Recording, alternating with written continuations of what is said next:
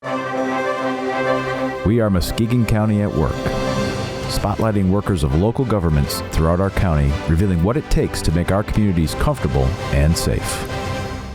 Hello, everybody. Welcome to this episode of Muskegon County Municipalities at Work, where we get the opportunity to dig deep and explore the different levels of municipal and county government, the agencies that make our communities work in a very public way, and certainly the people behind the scenes that are the driving force to why these areas of our government are successful. And today, it's kind of a fun day today. I get a chance to interview Kyle Karczewski. I got that right, didn't I? All right. Welcome. Yeah, glad to be here. Kyle, what I always like to do is I like to have people talk a little bit about themselves to start out the interview. Sort of a curriculum vitae, as I like to say, okay. And how they got to where they're at. And then we'll get into the specifics of your department. Yeah. All right. Don't want to take too much time on that because that was a long road. But so I'm been the Parks and Recreation Director for over 2 years here for the city of Muskegon. Recently, 3 years ago, moved to West Michigan from Southwest Florida. So I was working in Parks and Rec heavily down there. And I have some ties up north. I went to Central Michigan University and graduated through their Parks and Recreation Leisure Services program. But lived a lot of my life down in Southwest Florida in Fort Myers.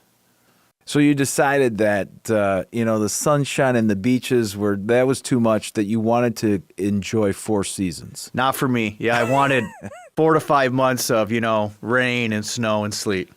Excellent. Well, good choice. You made the right choice back. Yeah. I want to talk a little bit about, obviously you mentioned Central Michigan University and that your degree is actually in the area of where you are right now. So Talk a little bit about what is unique and special to that, because obviously, I'm not trying to be disrespectful, but that's not typically a degree you hear people chasing after, and so people may not know. Let's educate them. Yeah. No, it's there's only a few really well-known recreation programs in the country, and I just, growing up, especially down in Southwest Florida, they have a large Parks and Recreation department, and, I never really knew there were jobs like mine out there.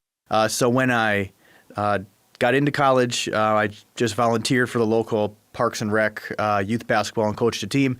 That's when I was a freshman and still learning what I wanted to do, and realized there's a whole career here.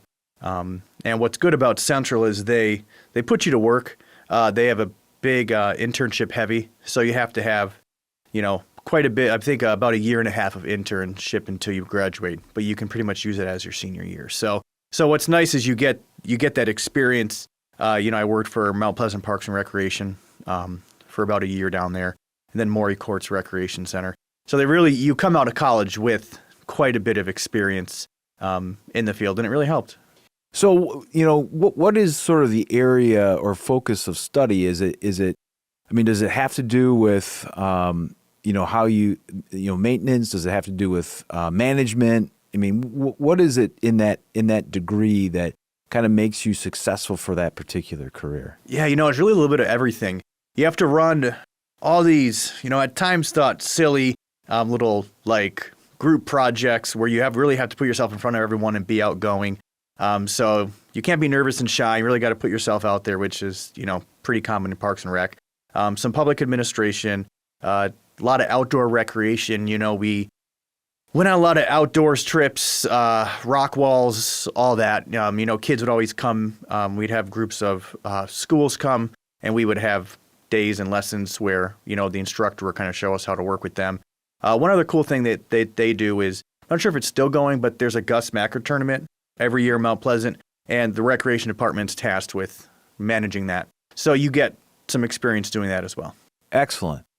So you make your way from Southwest Florida here to Michigan, back to Muskegon, and are now heading up the city of Muskegon's Parks and Rec. Correct.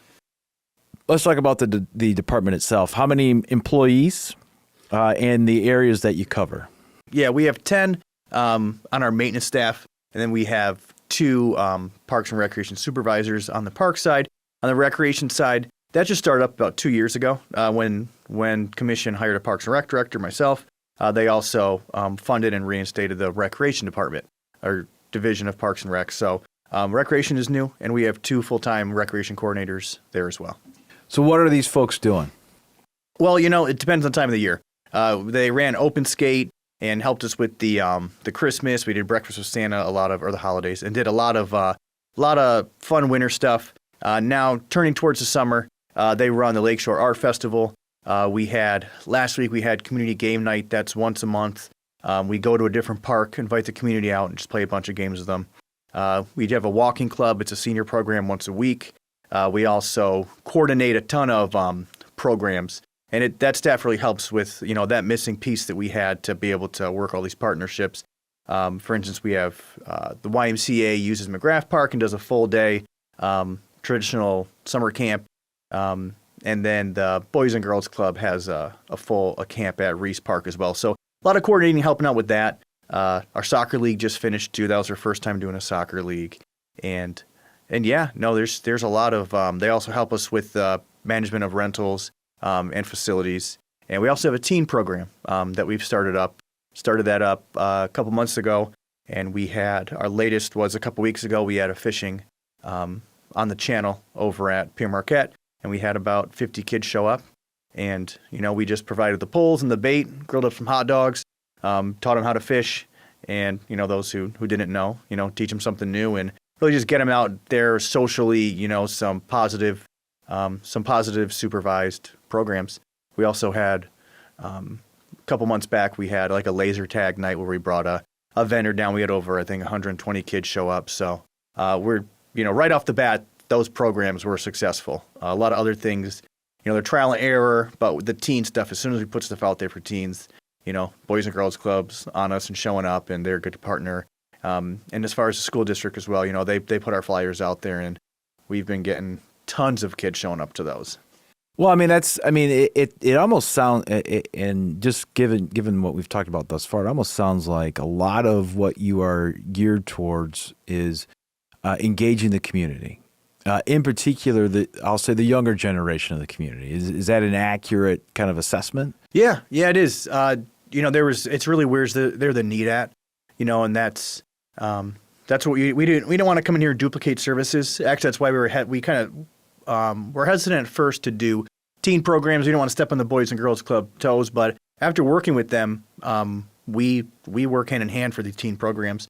So we also have the teen workforce that's part of the Boys and Girls Club. They employ kids. They have, I think, 25 applicants right now to be. We fund that program. So then they come into our parks and help us clean. So there's a lot of programs, a lot of things we do with the Boys and Girls Club. So one of the low-hanging fruits that when we came here, we heard it was a need, and you take some time and research what's out there. We don't want the city to provide a program that someone else has, and then all of a sudden we're paying for it, and the program gets hit with it. So we're trying to make sure that everyone succeeds, and the teen works. But we've also been successful with some senior programs like the walking club. Next week we start arts, like a little art club as well. So the smaller clubs, you get a smaller niche there, but the seniors need the social interaction as well. But there's definitely, the teens and the youth stuff, like even our soccer league. It's our first time doing it. We had, I think, 70, 80 kids registered. So very well received in the community. So you've mentioned a couple of times some different collaborations. Talk to me about maybe what your experience was when you were in Florida compared to what you're experiencing now here in Muskegon as it relates to collaboration and cooperation. Yeah, well, I actually did work for the Boys and Girls Club for some time down in Florida as well. So I had some experience, but they were kind of, everyone's on their own, which also means, there's more developed. The Parks Department I was at was very large. So, they kind of had everything in motion, and there weren't a whole lot of partnerships.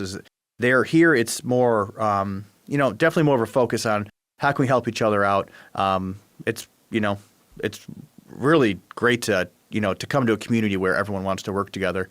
At other places where I've been, you give them a call, hey, I'm with Parks and Rec, and they're like, okay, what do you want? And here it's like, oh yeah, great. What can we do together? How can we work together? So I'm constantly in contact with, Boys and Girls Club and YMCA, and we even have, we're doing a summer program at Hackley Middle School. There's going to be, we're going to have youth and then teen rec pretty much all summer. It's us working together. YMCA is providing lifeguards for pool hours, pathfinders helping out with staffing. I don't want to leave anyone out, but there's 5 or 6 organizations involved because we're all pulling our weight to really, for the greater good, to get kids some positive programs going on. Well, and I know you've been here for a couple of years now. Is that and I gotta believe in those 2 years or so, you've seen and experienced probably almost firsthand the need for keeping our kids busy. A lot of times back in the day, it was always there's nothing for kids to do, and it seems as though there has over time, including over the last few years now, a ton of stuff for kids to do. That there should never be a kid that goes, I'm bored. Safe to say? Yeah, we're certainly trying. You can run programs, but also just making improvements across the board. Like for all the parks, we have the park improvement plan, and it was, a lot of departments I've been at, you get a grant or some money and it all goes towards one park. We're spreading ours out towards about 20 parks. And so, everyone actually is within a half a mile of a park within the city of Muskegon. So we're trying to make sure that everyone's park, even, no matter how small it is, it has something nice to go and do at it. So, setting up the amenities, new playgrounds. I think we just finished new playground number 8. So making sure everyone across the board has a new playground. And also things like the splash pad that opens today. So I know it's a little chilly, but I'm sure kids will still be there. But so making sure every little amenity, every little thing you can do is up and running. And it's great, that never been at a city where if that splash pad goes down, everyone is supporting whatever it takes. Let's get it running. Mayor, city manager, everyone's on board with making it a priority for us. Let's talk about, obviously you fall under the city of Muskegon government. So you're a director of a government entity, which means that you essentially answer to the city manager and in some respects the city commission as a result of that. What has been your relationship with those entities as far as, you seeing your vision being played out? Yeah, it's great. I'm not just saying that, where I moved from had a lot different perspective on Parks and Recreation. It was more or less just for PR, and here people really genuinely want the Parks and Rec to succeed. And it's just everyone on the board is all for it. I've been at cities where you have managers who, if anything's getting cut, it's Parks and Rec. But here there's a real support across the board for Parks and Rec, and it's actually, continually a commission's goal is to, support and provide for our Parks and Recreation. So it's nice to be at a department where, we're getting encouraged to do more every year instead of doing less. So along those lines, it sounds like that part of your responsibility is to deal with the here and now. As things are developing. But also, it sounds like you're given some leeway to develop a sort of a strategic plan. What you want the Parks and Rec department or what you want our parks to look like. Talk a little bit about that. Yeah. No, there's, program-wise and then park-wise, we have a lot of strategic vision going on. We have a Parks and Rec advisory committee that helps us steer everything, parks-wise and rec-wise. It's made up with 14 members, 2 from each ward. A couple at large, so a lot of residents giving us their feedback of what we're going to do. And actually, just speaking of long-term vision, this past Wednesday we had our Park and Rec Advisory Committee, and we voted on moving forward with different plans for 5 different parks for the big master plans. Elements that we're going to make the improvements. For instance, McGrath, we're going to, they have a lot of old tennis courts. We're going to make those pickleball courts and do a full resurfacing and revision of it. So a lot of these big parks that have these big key amenities that the community wants to see. So the visioning has been great because, as we said, I've moved here about 3 years ago. So it's great to have not just my vision, but the residents to help me steer it, to make sure that everything we're doing has that public engagement. And also, off of that, the vision that we have is also based off, we did a survey 2 years ago, redid our Parks Master Plan survey. It had about 100 people who filled it out the first time, and that was what was based off of. That was in 2020 before I started. We did a big campaign that had about 1,000 people fill out. So we had 10 times more feedback, And we took that and we're just running with all of our long-term plans. So I think one of the things that people need to understand if they're watching this, that there's opportunities to provide feedback and some vision. Hey, as a resident, this is what I'd like to see. Yes. Outside of the survey, is there a mechanism in place where folks can offer either feedback or suggestions? Yeah, it's called Connect Muskegon is one of those places. So it's on the City of Muskegon website. I believe citymuskegon.gov.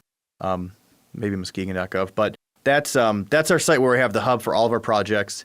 We don't want anyone to walk by some type of construction at a park and not have any idea what's going on. So there's QR codes all over town that'll show you. We want to be upfront and transparent about what's happening. So that site's got, it's really got the plans for everything. The feedback is, we definitely take it into account. Have a lot of forums out there. We're also starting to see Click Fix software program where people can go to parks, see something, make a note on there. It goes right to staff. We respond to them. And it's real, people see something and write to us, and they're kind of surprised because 15 minutes later, hey, we see it. We'll get on that. It's scheduled for, 3 days from now, and really getting some good feedback from our residents for being, so active and listening to them so much. Along those lines, it appears then that the city is using, I'll say the latest, if not greatest, technology in order to make at least your department run efficiently. How has that been?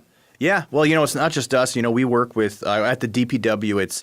It's highway. We have water, sewer. I mean, everything that makes the city run. It's fun hearing about rec in parks, but no one gets quite excited when their toilet flushes. But that's very important too. So it really, all that feedback comes to all of us. I mean, our forestry department, and it's been a huge help, to be efficient. Instead of us, 20 years ago, you had to go, or at least 10 years ago, had to go drive around town and look at every little thing.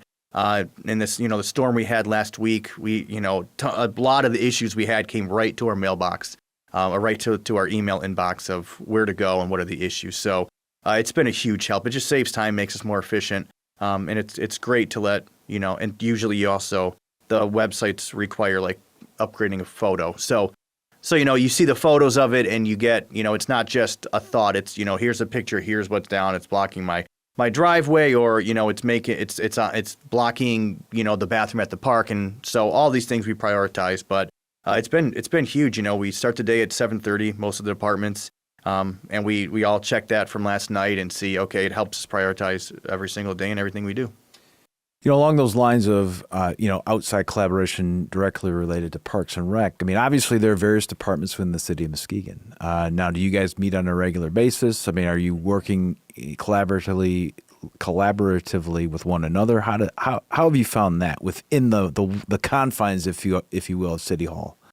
Yeah, well, I'm stationed over at DPW, but we work with City Hall, community engagements there, a lot of other departments that we work with. And it's just, there's not a specific like meetings that we're in with all of them. Really, as far as, at the DPW Parks and Rec side, the big events and the big activities, that's a lot of parks and highway. We're working together in forestry and traffic. We're working together a lot on these collaborations. Deborah Sweet works with community relations, so she really leads the charge with a lot of those meetings. For instance, when the holiday tree lighting comes around, that's always something that includes the library and a lot of other partners that, and she takes the lead on a lot of those big things that are not just internal but external as well. So obviously maintenance, as you've kind of talked a little about, that's a huge part of the park system, if you will, not both winter and summer, I would imagine. Oh, yeah. So what does it take, how long does it take to kind of make the rounds, if you will, to all the parks to make sure that they're maintained from grass cutting to whatever else? Yeah, well, we have 34. So it's really not possible. It pretty much take your whole day to go and hit every park and give them a good inspection. So Matt and Amy are our park supervisors. They really help us out with keeping an eye on everything and really just relying on staff to go out there and check it out. But we have rolled out a new map that shows where every park is, because not a lot of people know every little park in the city. And that's an interactive online map. So that helps.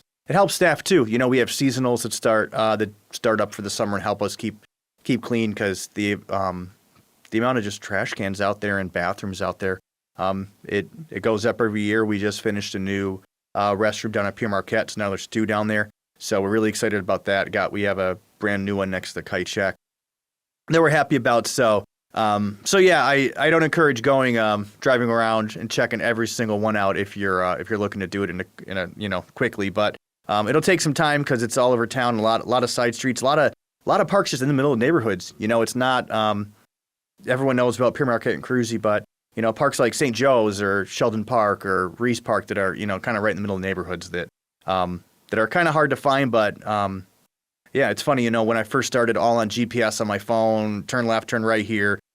After 2 years, I just kind of got to put the GPS down and figure it out myself. But I'm finally where I could probably do a park tour and hit a bunch of the major ones in about a couple hours. Well, I mean, it's interesting. The 2 things that I find fascinating. One, there's 34 parks, and I've been here for 26 years, and I didn't know that. Yeah. 2, that everybody's about a half mile from a park. I think that's key for a lot of people if you like the outdoors. And more importantly, you guys are of the vision, both reality and vision, of making sure that there are things for people to do no matter what park you go to, whether you're an adult or you're a kid. Yep. Sounds like it, right? So I'm intrigued by the soccer league. Has there ever been any conversation about doing a summer baseball league? It used to be back in the day. They had police athletic leagues. Oh, yeah, I remember those. Yeah. Has there ever been any talk of trying to tackle that? Yeah, well, the Parks Rec Department's not running them. However, we support them. With the school, we line the fields at Reese Park for them. East Muskegon Little League, they're over at Sheldon Park. And we last year, we revived McRae baseball field. So now they have the field for the oldest group of kids. And then recently, recently we're working with Roosevelt Park because West Muskegon Little League, they closed and they got absorbed by Roosevelt Park. So there's a lot of our residents who are part of that. So now they have Reese Park or Campbell Field that they're at, and we just worked with them this spring getting that field beautiful. And so now there's 2 pretty high functioning baseball leagues that are in the city of Muskegon. And, instead of, it's so much, it's great for us to take the credit and to say it's a Parks and Rec league, but to be able to, just get the fields ready and do the maintenance side of it, and then have another group who, is got a staff full of coaches and volunteers that's passionate, because the hard part of these is finding the volunteers and the coaches. So, it helps us. It's just so fulfilling to see, you get, you start to dress the fields, and then you drive by and there's 30 or 40 kids playing on a Saturday. Yeah, I believe there's this famous line that if you build it, they will come. Yeah, and they certainly have. The McRae baseball field's, it's beautiful, revived all that fence, and just renovated the bathrooms there too, and they have a new playground. So, kids show up there who haven't been there in a couple of years, and they're pretty amazed by it. But yeah, no, the baseball leagues are something that I'm passionate about. I grew up playing baseball myself, so I wanted to make sure that succeeded here. So we definitely support them, the schools and little leagues. So what's the process? Let's start with the free stuff, volunteering. Can people volunteer to help the Parks and Rec Department? Yeah, definitely they can. So we, with the teen program, for instance, the fishing night, we do a quick, easy background check and get people helping us out. We have, it's easy. On the Parks and Rec, you go to the City of Muskegon website, go to Parks and Rec, there's a volunteer form. That email comes right into my inbox, and we put you in a category, and as soon as something that fits into that coming up, we email them out and hope people to show up. So there's plenty of opportunity to become a volunteer. Absolutely. You talk about seasonal staff. Yes. I'm assuming that's more young person staff. It is. I had a conversation today about how it used to be a lot more college kids, and now we're kind of getting an older demographic there. But yeah, it's really a mix. There's some people who have been, there's some, teachers and stuff like that who have been doing it for 20 years and they love it. And as soon as, early June hits, they're hanging out with us and working with us for the summer. Excellent. Yes. So those opportunities are available. I'm assuming same location on the website to find out about those. Yes. Yeah, they are. Now, for folks that are looking to see, okay, what's going on in the city, what's going on at our parks, or what events are going on, where best to find all that? Yeah, so the City of Muskegon has a calendar that you can check out. But the hard part is the external events in Muskegon are fantastic. And the Chamber has a lot of those on their websites, on their calendar. The city, we approve and we kind of help manage all the external events to make sure that, traffic is set up and, city services are set up for them. So there's, and that's why we're not doing, a massive amount of events at the Parks and Rec Department, because there's so many great events. There are like parties in the park. I mean, it is just, a machine that's running and it's great. It's got a great turnout. It's a great event. So there's all these community partnerships that are, putting on these, like all the, Girls on the Run, great activities that are set, and we just help them out and make sure that they're proper and they're safe. Excellent. Well, I can't end this conversation with asking I think the all really important question: is Parks and Rec truly like the TV show Parks and Rec? Yeah, get asked that a lot. I'm more of an Office guy myself, so it's not like The Office, thankfully. But there's definitely times when we'll be, for instance, as I said, we put a lot of emphasis into resident feedback, and we'll have this issue, and it's kind of silly, but it's important to get done, and we'll be tinkering with all the different ways to get it. And sometimes in the meetings, I'm like, this feels like a Parks and Rec episode right now. And it kind of helps to break the ice and break the tension a little bit, because we do put so much, emphasis into making sure our residents are happy. So, a little more professional than the show, but there are some similarities there. That's I couldn't let that one go. I had to throw that on the table.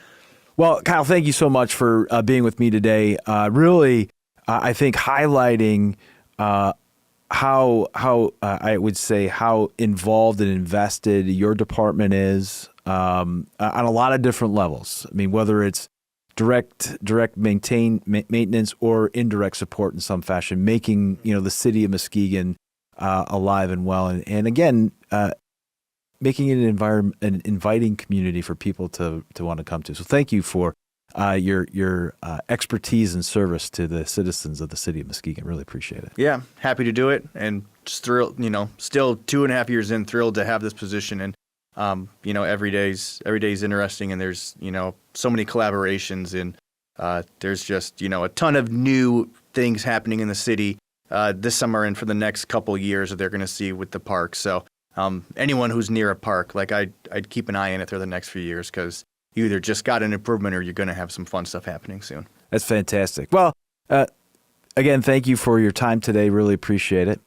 Ladies and gentlemen, that concludes this episode. And I think what's important as the summer months start to appear, make sure you take advantage of the parks. And you don't have to live in the city of Muskegon to do so. Go to the website, find out where they are, look at what the amenities are there, and really appreciate the outdoors. And enjoy the fact that you're in a clean, safe space because of the Parks and Rec Department.